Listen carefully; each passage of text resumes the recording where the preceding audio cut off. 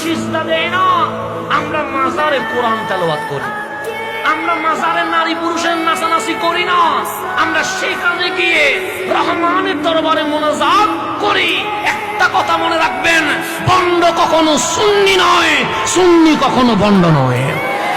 সেই জন্য এই মাজার কেন্দ্রিক যত ভণ্ডামি আছে এগুলার সাথে আমাদের কোনো সম্পর্ক নাই, এগুলার সাথে আমাদের কোনো সম্পর্ক নাই। এটা আপনারা সবাইকে জানিয়ে দিবেন যে আমরা আহলে সুন্নাত ওয়াল জামাত, আমরা মাজার পূজা করি না, আমরা মাজার জিয়ারত করি।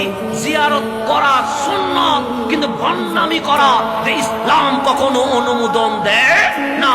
সিজদার মালিককে আল্লাহ ছাড়া অন্য কাউকে কখনো সিজদা দেওয়া যাবে, এই জিনিসটা মনে রাখবেন। এগুলা যারা করে ওদের সাথে আমাদের কোনো কি নাই সম্পর্ক। আমরা হচ্ছে আহলে সুন্নাত ওয়াল জামাত, আহলে সুন্নাত ওয়াল জামাতের সাথে ভণ্ডামির কোনো কি নাই সম্পর্ক নাই। একটু গভীর ভাবে খেয়াল করবেন, সিজদা একমাত্র কার জন্য? আমার মাথা সূর্যের সামনে ঝুঁকবে? কখনো ঝুঁকবে না। চাঁদের সামনে, গরুর সামনে, মূর্তির সামনে কখনো যখন মাথা থাকবে কোন দিকে? উপরে। উপরে কেন? মালিক বলে মাথায় গোবর দেয় নাই, মাথায় আকল দিয়েছি, এলম দিয়েছি, এলম ওয়ালা মাথা। নিচে থাকে না, কোথায় থাকে? উপরে।